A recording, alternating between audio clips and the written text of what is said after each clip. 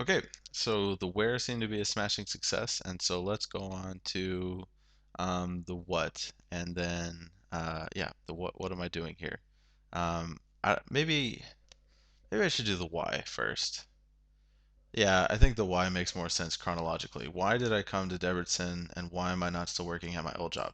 The old job, of course, was Media Plus, and basically what I did was sell paid sponsorship articles in, well, I worked for the European Times.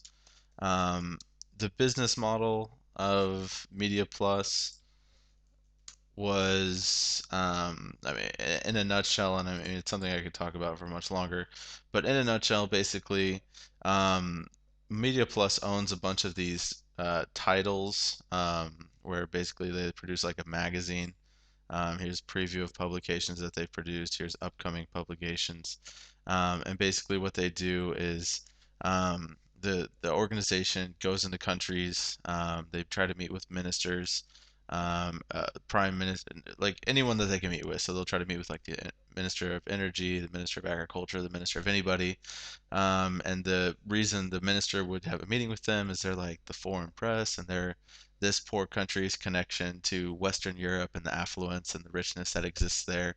And so, they're come to produce an exclusive investment report, and this report's going to bring all of this foreign direct investment into the country and really going to improve things.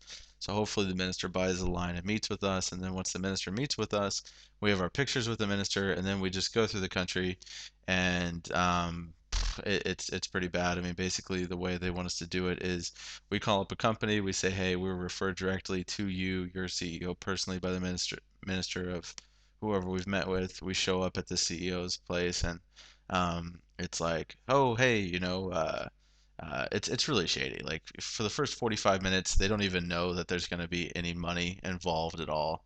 It's like, oh, the minister said that you personally, like your little literal name, is someone we should talk to because you're doing these great things for the country of X.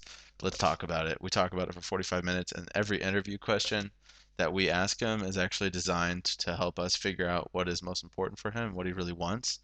And then at the end of it, once I know everything about what he wants, and it's always standard things. It's like every company in the world wants more partners, more investors, more clients. They want better brand recognition. They want government regulators to ease up on them. They want something along these lines.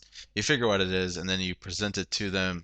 You present the answer to their problem in the form of a paid advertisement in the European Times or whatever publication we work with. And so it's like, oh, you want to communicate to the government that they're stepping on your toes in this way? Well, we just came from the government, and this report's going to go right back to the government. And since the guy that is giving you grief is really, really excited about this publication, if you buy advertising in it, he'll read it, and you guys can get the ball rolling on a solution. And then if the CEO's dumb, he buys it.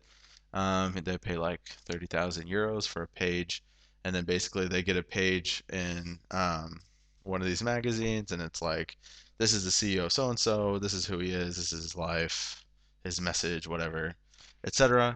All sales are done on the spot because if it's called, they're like, oh, it's emotional selling. What that means is if these CEOs actually think about it, they realize they're getting conned.